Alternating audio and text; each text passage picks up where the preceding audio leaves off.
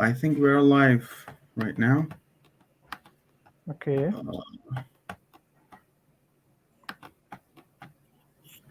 Let's check it.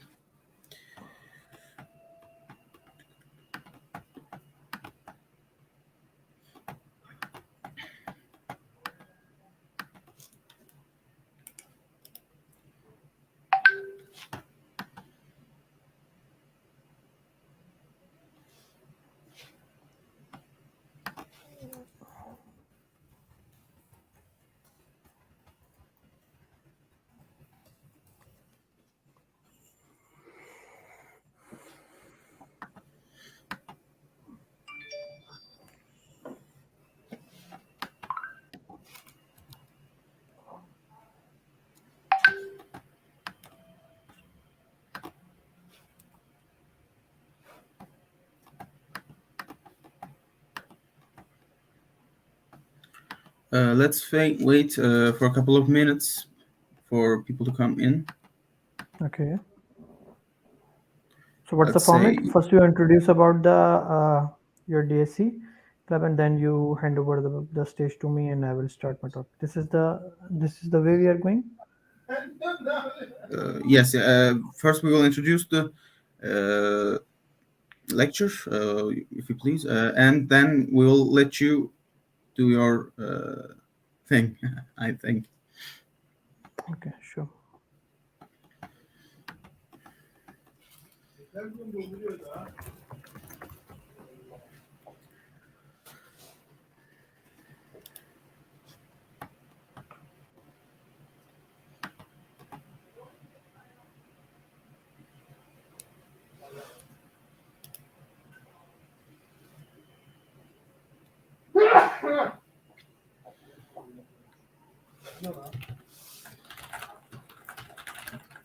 Ne yapayım Emre?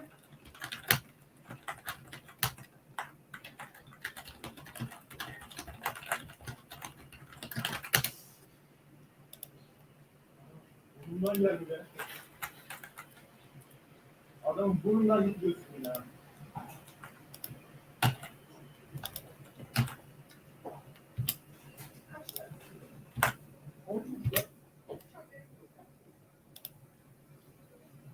Olur.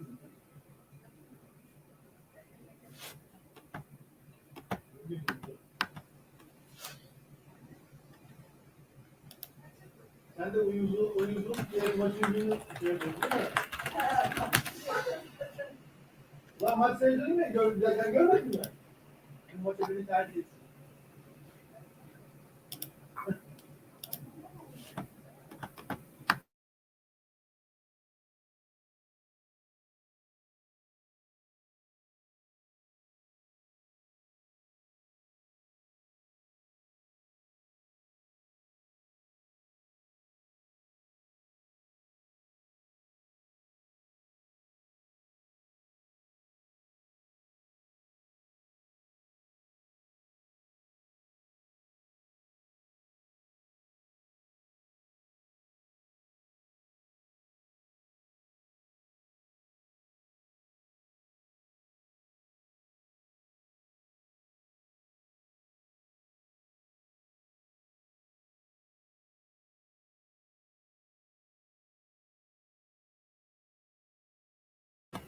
I think people started to incoming right now.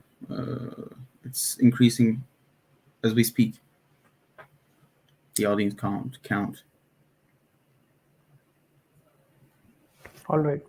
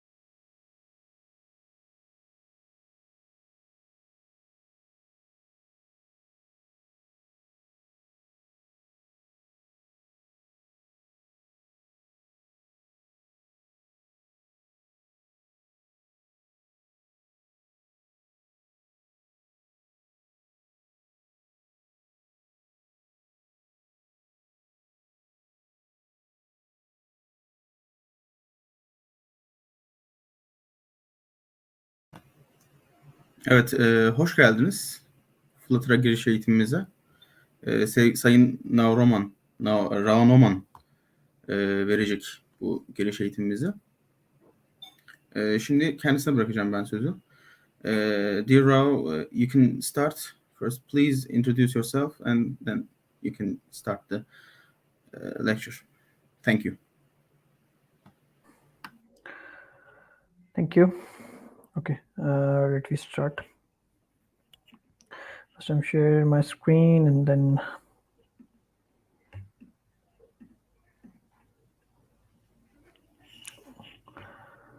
All right.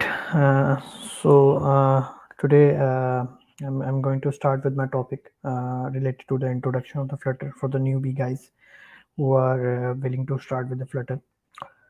First, I will introduce myself and then we will move forward. So basically, my name is Noman and I'm a senior software engineer at Rock. Basically, I'm to have experience of about 4 years in the Flutter when Flutter was on beta. So I start my career as a mobile developer with the native iOS, and then I start with the Flutter on the different type of application. Mostly of them are the fintech applications, and I've worked with a lot of giants. In my career in past, I've worked with the different cross-platform technologies like React Native, Xamarin, the specialized platforms, Kony and Backbase as well. But yeah, so let's start with the topic. So basically, what is Flutter? When it's come to the cross-platform in the mobile development, basically we have we are always listen about the words like the native technologies and cross-platforms thing. So when it's come to the native thing, we will already familiar about that. We will write the code on Swift and Kotlin and some native code and handle them for the native platforms. But when it's come to the cross-platform, we have the choices like React Native, Xamarin, Ionic, and Flutter as well. So the best cross-platform right now that are working all over the world and people are utilizing them is right now it's a Flutter. So what's Flutter?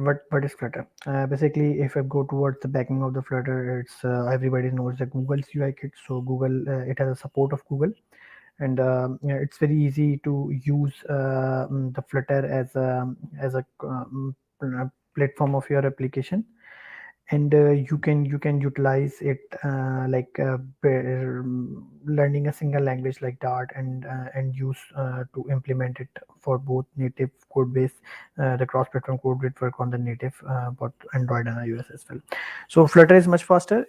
It's very easy to handle out the UI designs on the Flutter because its architecture is pretty simple, and all type of screens design is very easy to integrate. Like any of the UI for the dev is very easy to integrate.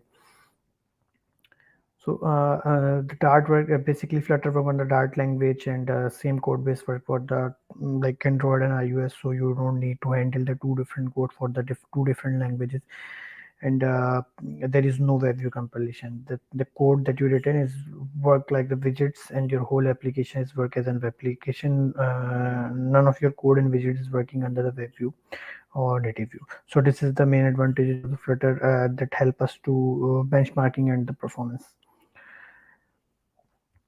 So when it's come to the thinking about the Flutter, there's a lot of different challenges that's come in the cross-platform. Like if you talk about the writing of the native code, so in Flutter, Flutter supports that as well in the form of the platform channels, and it's an open source thing. The community is investing a lot of time in the Flutter, and there's a lot of dev packages that help you and make your development time faster to deliver the things. So also if you are good with the and good in the Dart, so it's very easy for you to write the code and develop an application that as per your need and you want to be developed. So what's make the Flutter unique? So basically there is a compilation of the native code like enum binary, no widgets that in the previous in the different platforms. There is no markup language, only the Dart. You use the single language to code, to design the UI and implement the logic side well. And there is no bridging concept, like you need to call the native widgets and go inside the platform and call the native code. So there is none of the thing like that. So the architecture of Flutter is very easy if you go into the framework inside. So basically you have the support of material and Cupertino icon supports, like material and Cupertino designs both. And inside the material there are the supports of the things that you need to do in the material, like the widgets, and there's the material icons and the fonts as well. So a lot of that, these both material and widget are the widgets gonna be rendered, and over it if you have any type of animation, painting, gesture, so on. So these things. So basically when it's come to the foundation, you need to check that the animation gonna render and widgets come in the form of material way. If you go inside the Dart engine that on the Flutter works on it, so basically there's a Skia engine that Flutter used, written on the C++. There's a Dart engine and the texting. So basically Skia is basically the rendering out the widgets, drawing the widget. This is the most a powerful thing that makes the Flutter architecture most faster than the other platforms, cross platforms. So what is Dart? Basically, Dart is a client optimized language for fast application like web, mobile, desktop. If you are able to familiar with the Dart code and you doesn't need to and you need to make an API, and you need to run your mobile code base as a web, so you can easily do that thing with the Flutter. There are different supports, like libraries or packages are a lot there. You go to the pub dev. In the end of the talk, I will, if I got the time, I will also introduce the pub dev as well. There's a packages manager. You can compile your code to different languages as well using the FFIs, and you can also code the native code as well. So when it's come to the comparison of like React Native, the one of the cross platform that has a lot of application libraries now with the Flutter. So basically you see that in the above code base we have we have a JavaScript and the bridging concept, and behind there's a OAM widgets that basically calls make the native widgets, the platform things. But in the widgets rendering, the Flutter will directly removes that widget rendering on the native side, and want to draw it at its own engine. So it make the performances more fast for the Flutter, and also the platform channel thing. So basically the platform channel thing is, for example, if you are writing a code and your Dart does not support Dart language, Flutter does not have that thing. For example, if I'm going to manage the background services, reading the battery power percentage from from the native code, for example, so for Android and iOS, so I need to write the platform channel. Basically the platform channel work for both the language. If I go to write the platform channel, I need to write a code for Android as well and iOS as well, and need to integrate them in the end with the Dart code. So I need to get something from the native code and return to the Flutter application. So Flutter is super flexible with this thing, and it is easily integrated in that thing. So some of the cross platforms, like if I compare the cross platform with the native thing, so what happened there? Everything in our control. Okay, nothing is like there is no limitation there, because when is there something on a stop, you are not able to write on the Dart on the Flutter. You just go and write the platform. There's the performance is fast. You need to handle a single code base. If you are working on a massive code base, like building a enterprise level application, and you don't have any idea related to that thing, so yeah, you need to manage a single code base there. To build a UI is the Flutter. So basically when it's come to the Flutter UI thing, you have only listened to one word, that widget. Everything in the Flutter is a widget. So the whole application in the widget is a widget. our whole application like material app is a widget, and you need to make the sub widgets, and the Flutter manage the tree to manage the states of the Flutter widgets, and so on. I will further explain the Flutter widgets as well. So there is two type of widgets that we are using in the Flutter. Widget is basically the everything in the Flutter UI. Just stick with that thing. So there's stateless widget, stateful widget. Stateless widget are the widget that you do not once created and you don't have any need to change the states. For example, there is an icon on the screen and you does not need to change throughout the app lifecycle app state. So you make that widget as a stateless widget, and if you want to change again, like for example you are calling a thing, you need to animate it, you need to scroll and do something, you need to call an API and do update the widget. So for that purpose you will use the stateful widget. So for the Flutter, it's very easy for you to manage a single code base and make a web, desktop, iOS, Android application as well. So the thing that Flutter gonna be managed, I will show that thing later in the code as well. So at the above we have an app widget, and inside the app we have a material widget, and material have a scaffold, and then our a little widget that's related to our screens. So the rendering thing is like that. App widget is overall the app of the widget, and the scaffold widget is basically the Flutter widget that helps us to maintain our app bar, floating action button, body, and bottom bar thing very efficiently. So the Flutter UI supports us to divide the screen at it on, and we don't need to handle it for the same screen.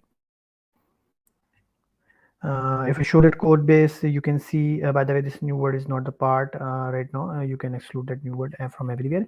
So for the material application, in the left side, you would see that the material application with the Flutter demo, and there's a theme. Basically, material application is related to the thing that you need to manage the theme and so on. So at the home, we will render a page. Sorry. And the scaffold, you can see that there are the options to add the app bar, which will render in the app bar. I will show the code as well. And the body we will use to show the body thing, and it's up to be which type of widget we're gonna be rendering the body part and the floating action button thing. So scaffold basically divide our screen into the different sections, and we can easily go there and paste the widget that we needed. Okay. So this is a simple widget that show there's a stateful widget. So basically throughout the app we don't need to change the text hello world. So its state is immutable, nothing gonna be changed here, and the hello world pages stick there. And once it's initialized, it will remain same. You don't allow to call the set state. Basically set state is not a part of the stateless widget. When it's come to the stateful widget, it's very easy. You can see that this counter application counter widget is a stateful widget, and you need to create its counter state. When it's come to there's a property that count is 0, and there's a method that called the increment and set statement. Whenever this increment function is called, it will set state, change the UI, and increase the count. So this increment should bind from somewhere on the interaction with the user. So when it's come to the main widget builder, there's a text is a raise button, and raise button on pressed, call that increment function. When you go inside this increment function, whenever you tap on it, it will go and increase one time the count value, and it's gonna be show like current count is equals to 0. So you can see that stateful widget, you can change the state from anywhere whenever you want. This is a simple state management, but if I talk about more advanced here for the state management, this is the way to change the state, but we will use the state management techniques to handle the states, because we do, because handling the state by a developer on different line of code is a bit tricky, and refreshing basically the widget you're gonna be refresh and pick up the change. So calling the set state again and again will make the UI little laggy.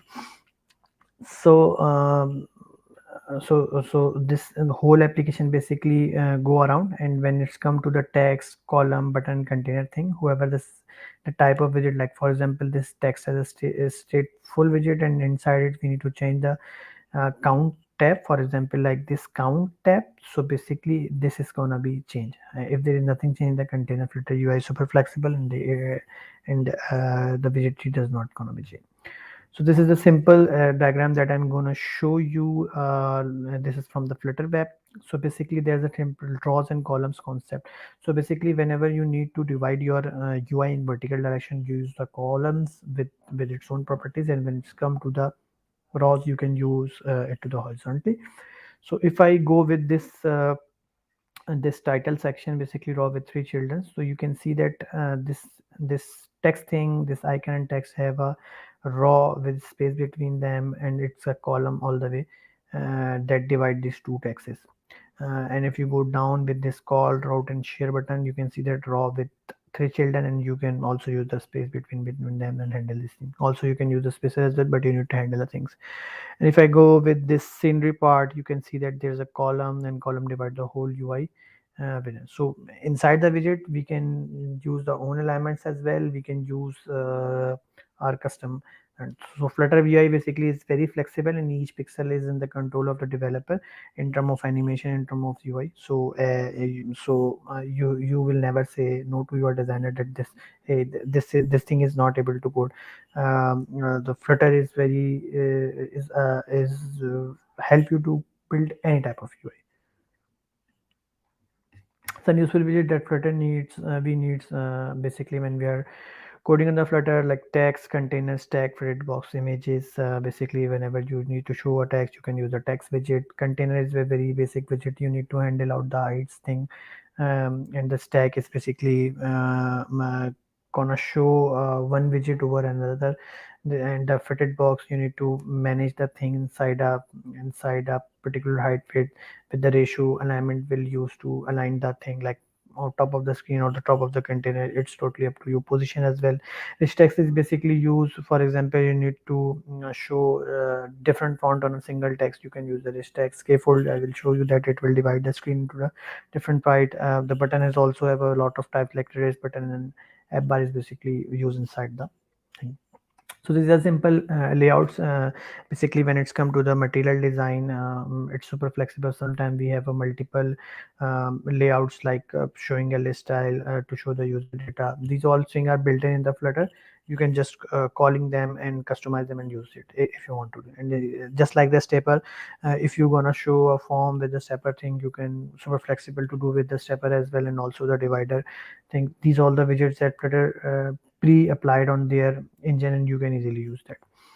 Dialog alerts and panels are also very useful when it's come to the show to busy the UI, and hey, I'll give the alert to the user that you are not able to perform, or you're something like show the success message. The Flutter have all type of simple dialog, alert dialogs, and bottom sheets as well, and you guys can easily call them and do the thing. So the native dialogs are also flexible.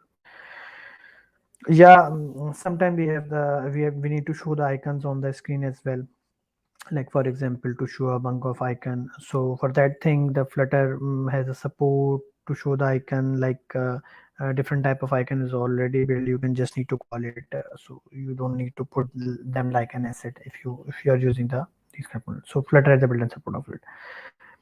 So when it's come to this expressive UI, you can see that it seems to be a very little tricky, but honestly it's not. So what you can do, you can just divide your container with the bottom border as well, and you can just use the scaffold with the back button and the app bar, and there is a column in the body which show the health, and the subtitle like our health in the single most important thing. And after that you have a card that has some elevation with the shadow, and inside the card we have a raw with an icon with the container at the background and the center. So by putting these set of widget, we can easily implement this thing. So this is thing that Flutter is super flexible and allow you to manage the animation as well, like twin, hero, slivers, transform. These are the built-in animation, and you can use. You can also use a third-party thing like Thrive, Hive to make the animation very interactive, and your user can create their own animation and just put into the Flutter code, and your code will gonna run like that. So this is the basically the code. Like for example, when you can see that there's on the left side we have a list style, and on the right side we have a detail thing. So when you tap on the vector, its icon gonna this circular white art that has an image animated to their place in the second screen and this name and so on. So for that thing I don't need to put any type of animation. You just can see that we just wrap that thing into the hero part in the list style, and when it's with the tag thing, and when it's go and navigate and just put that to the data with the new screen, and it will animate thing. So animating this whole screen, like screen things gonna be placed on their position, it's very easy in the Flutter. You just need to call it. You can create your own animation as well, because a lot of time we need to do as the designer need, but some of the animation are built and we are super flexible with that thing. Also, the game engine Flutter is not only for the comprehensive UIs and just related to the application. You can also build your own games as well, and this will run your whole code like the 60 FPS and CPU accelerated thing, and also compile the code to the native machine code. So it's very good in the performances for the development. Also, when it's come to the development, if I talk about the previous technologies, like when you code something in the Xamarin and so on, you need to put the code, and or every time you need to build it on the device, and it will take your time. So by killing this pain, Flutter basically allows the hot reload and hot restart functionalities. So basically, what is that? It basically mm, provides the developer to change, and it will rapidly show on the simulator and the device you are building on. So that this makes your UI more efficient, and the developer is no more need to wait and change the things. So the hot reload and hot restart is the most flexible thing for the developer. If you are working on a with a branch and you change the branch code, and there is no package PubSpec YAML does not need to update, you will just hot restarted your whole branch code will reflect on the simulator live. You just not need to stop the APK and build it on. So some native plugins are also available in the Flutter, like you can use to API like Bluetooth, geolocation, sensor fitting, and so on. So these native code examples are available. When it's come to the writing the native code, you always need to call the native code something like that. As I previously explained, that if I need to call something the native code, like read the battery level, so you can see that there's a my battery plugin that will have a method channel call. Okay, method channel for the Android and the iOS. It's a platform channel thing, and just you can go with the key like invoke method, and if you wrote this Java code, so Objective-C code, basically if the current battery level is equals to, and it's a method call, it will read something and calculate the battery level and return the form of result to the native code to the Dart code. And when it's come to the Kotlin bind, you can see that called method equals to the current battery level. Your invoke method key should be the same to handle the function, and when it's come to the binary service thing, it will return with a success. If there is no implementation, it will return and throws out error. So whenever so it after reading this key, you can do whatever you want to do a native code. It is super, it easy to integrate with the Swift, Kotlin, Java, and Objective-C, and it's totally up to you. So managerial state in the Flutter is also a very common thing. We can use like set state and so on thing, but the most important thing to manage the state and the recommended one is block, provider, Redux, Mobex, and GetX. Block is the recommended technique by the Google. We will later do on the session of the block as well, if you guys are interested, and also the provider. So we can use that state management technique to reduce the state handling thing, and it will totally manage your state management within efficient way. And if you are with one time familiar with any of them, you can able to uh, apply it on your code. But for doing that thing, at least block, you just have a good knowledge of streams and async await as well. So it is pretty bit advanced topic, but yeah, in upcoming days we can do that. Okay, for the dependency management, we can use the Dart official pubdecal. There's a lot of packages registered. Sometimes we need to use the code from the library. So this is the place where you guys go there and just download and integrate that thing into your code base, and it will be the part of your own. But if you have some package like private package that related to your GitHub or any of the GitHub open public library, you can also refer to that as well. Okay, let's dive into the code. Just give me a moment. I will show the screen of code.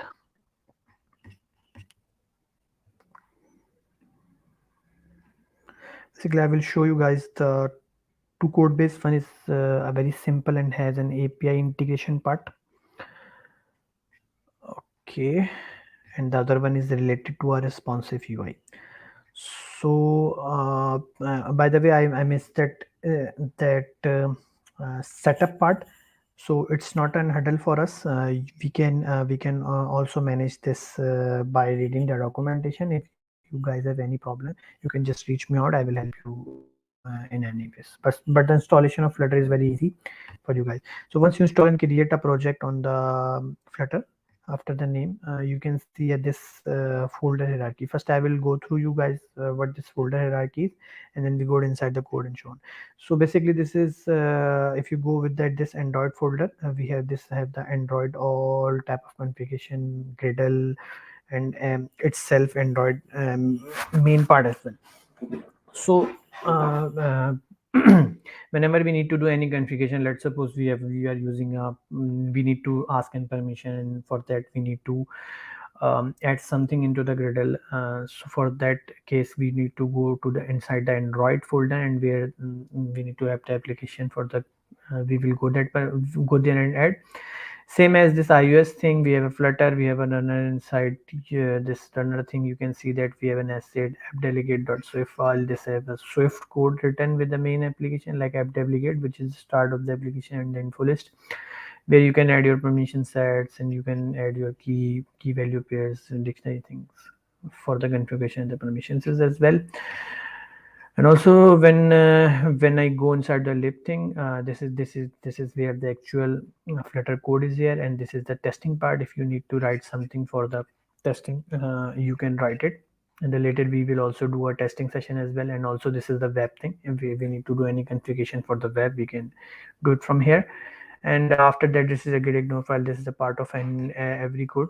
You just need to put the files here, which is not a part of it. Just ignore it. This is the pub spec YAML, the main file where you use where the versions, your environment you can use. If you are using the null safety, it could be a 2.12. And also there you can add your libraries as well. So if you see that I have just this one library addition from the HTTP. Basically, this is used to the addition of HTTP call package. It make your life easy. So let's jump into the Dart code. Once I go and start the lib, always there's a file that is called main.dart. If I go, let me make the font little bigger for you guys. I guess it is visible now. Yep. So basically, when it's go inside, this is our main function where your Flutter application runs. It will land here, and there's a let's suppose my app. It's totally up to you, but you are named it in the my application. As I told you that in the widget, every application is wrapped inside a material widget, and this is the title. This material has a lot of properties of different, like builder. If you have a dark theme, you can just put it. If you have a high contrast theme, you guys can put it. If you are using the locale is something to translate your app into the different languages. So for now we don't have any need of these things, so I don't put it here. And for the home page, let's suppose I go inside this home page, and you can see that inside the home page, this is my own widget. This is stateful, and when I go inside this stateful widget, you can see that I have this fetch album function. let me stop it for a while, and this is the init state. Whenever you have widgets built inside it, this function gonna be called. And you can see that in the main we have a scaffold has an app bar with a title. Widget.title is a property of your current widget, and it's come from outside the widget, whoever is calling it. And also that I have a safe area. Basically safe area wrap your app to pad from the corners of your screen. And there's a future builder. So what is future builder? Basically, let's suppose I have an API call and I need to wait the data comes in. So at that purpose, like something comes in the future, I don't know when, but yeah, it comes in the future, and I'm pretty sure about that. So for that thing, we use the future builder. Like whenever a data comes in, it will build the thing. When it's not, it will show. If there's an error, it will show something. So for the future, there's a function that is same returning something like list of albums. Like if you go inside this thing, there's an HTTP call. This is an open API that returning some data. And the HTTP comes in and it can JSON decode is. I will write the whole casting that data from its model. This is the album is the model that I created by my own is here, and and we have just the JSON keys map here. Obviously, we can do this thing pretty smartly, but for now, I don't use any type of JSON serialization here, so you guys not stuck inside that and forget the whole agenda here. So whenever the data comes in snapshot, basically the data has data. I will build this list view builder. Otherwise, I will build this circular progress indicator, the loader. Let's run this inside the mobile, so we have a better idea what's going on there. By the way, just put it here. Okay, let's run that and we can see what is the output of this. Okay, by the way, inside the list view builder, I'm using a simple list style. List style is a Flutter on widget that has leading, trailing, and thing. So it will create a background random color and show the color. I will show you guys the UI first.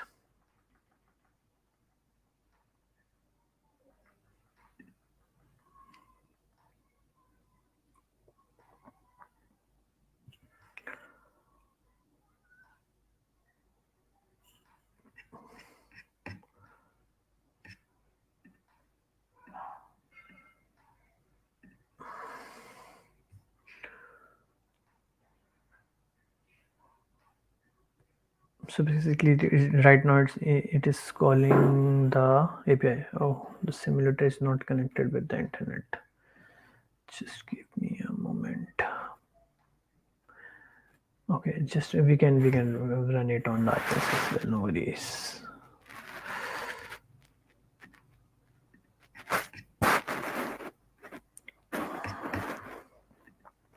Just give me a moment. I will run it on the iOS as well.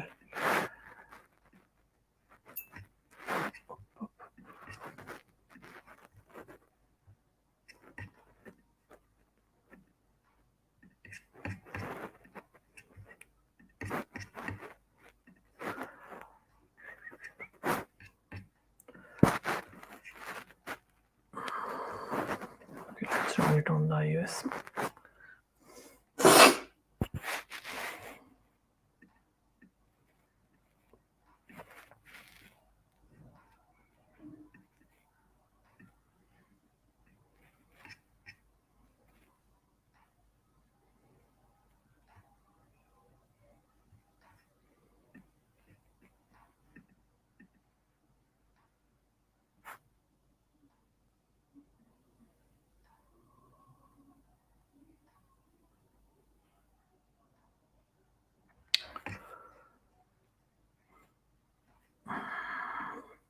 Takes some time. In the meanwhile, I will start my Android again if it's fine. That's awesome. So yeah, it's run. Basically, you can see list style screen with connected with the APIs.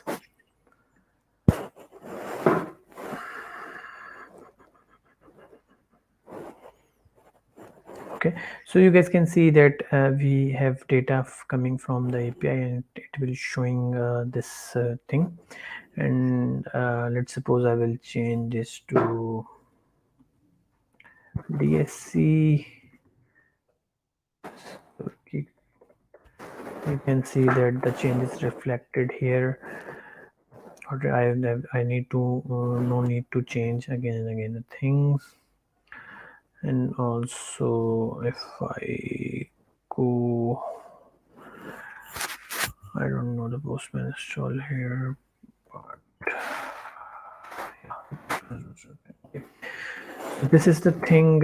You can see that it's very easy to integrate the APIs here. Obviously, we can use this custom model. There's a super efficient ways to call in the APIs in the Flutter by using some package. I will show you the packages as well. If I go some well-known packages, retrofit Flutter. You can use this package to utilize and make super efficient calling. It will write the code for your own. You just need to tell which API you need to call, what is the base URL and what model to pass. You can use this retrofit. Also, there is a package like Chopper X.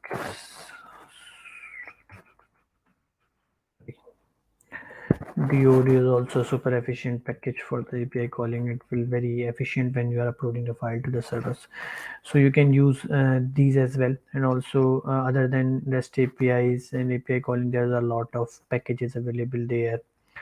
If you need to check the connectivity, either your app is connected with the internet or not. If not, you can use you can use this package. There's a bunch of a lot of packages. Tons of the packages are available in the public apps. You can use that. Okay, I will share the code base with you guys as well by your respective peeps.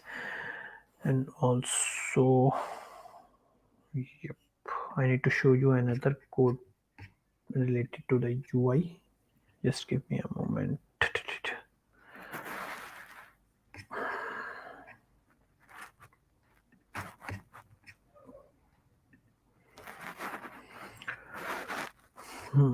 So basically, this is the code. This is the UI. The same folder structure as I shown you previous. I will first run the code base and will show you the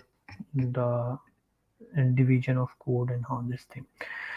So the main part is simple. You go inside the main app and there's my home page. I make the widgets name scene. The load data basically load the data from this function. This function has a file of data JSON inside the asset. This is thing, and I manage the figures here. So basically this is the thing. And instead I load the data and then I will load container and map the to the main container. So for the main container, you can see that I have a division of main screens. If this landscape and portrait, I will render the UI. Okay, what happened with this thing? Just give me a moment.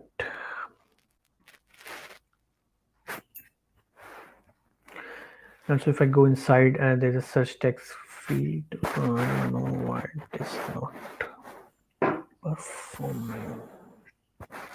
Yeah, here is this. Okay, just let me run the app.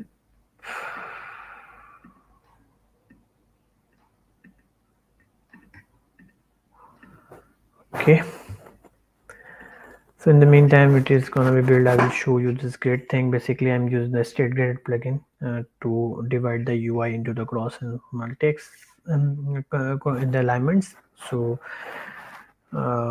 there's a fab button that will use to add the thing, and also there's a detail widget as well. This detail widget basically show the image and detail part. So basically when it's go to the build image thing, you can see that there's an alignment widget using. So basically the main idea is that you guys got familiar with some of the widgets.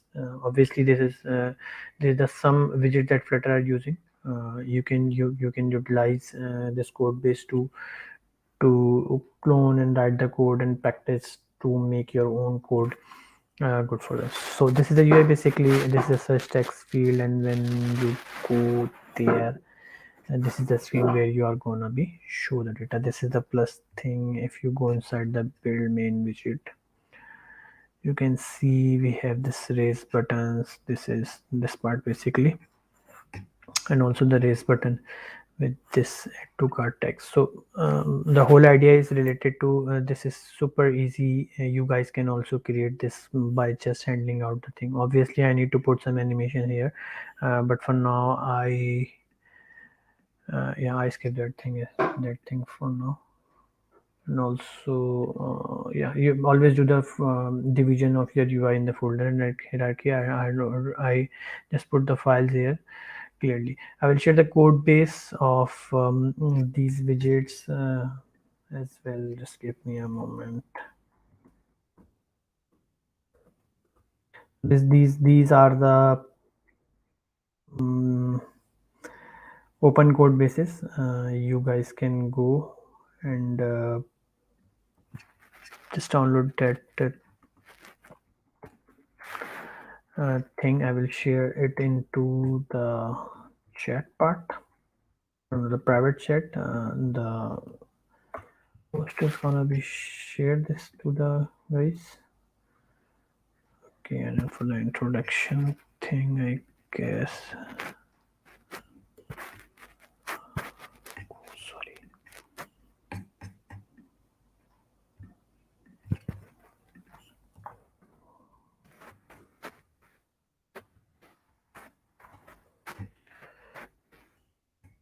Okay, I will share the code base with you guys. This is pretty much from my side for today's session. In the upcoming session, we will much dive into the HTTP calling things with some super efficient techniques, and also we can do a session on the state management techniques first with the block, and after that we can do with the GetX thing. So over to you guys.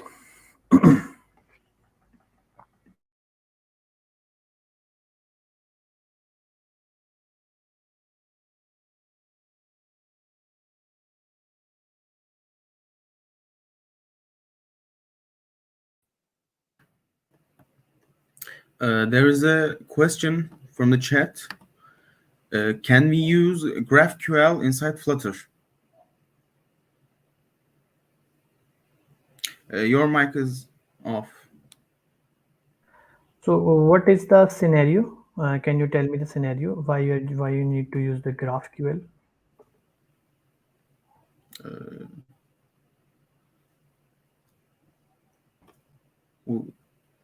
When he tells, I will tell Obviously you. we can do. There is nothing else. But I need to know the why idea behind it. Why you need to use it. So I will explain further as well. Obviously you can do that. You can use. There's a package as well available. I guess GraphQL Flutter. So you can use that thing.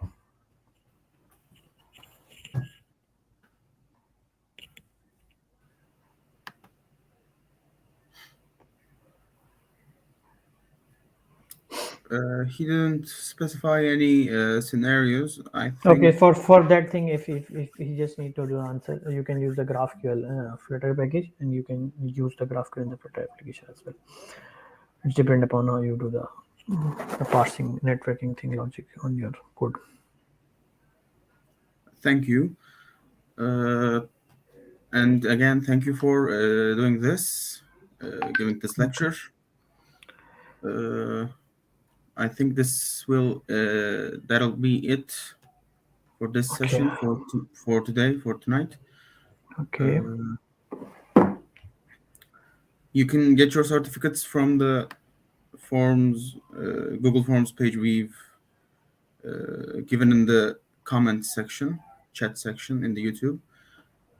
Thank you to everyone who came here to listen. And again, thank you, dear Rao, for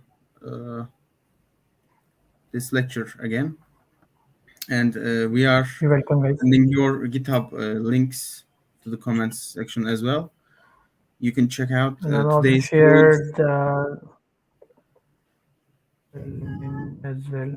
Anyone need to ask anything, you guys can reach me out on the LinkedIn as well. Thank you. Today's codes are GitHub of today's codes are in the comment section right now. You can go out and check those. Thanks. See you again. See you again.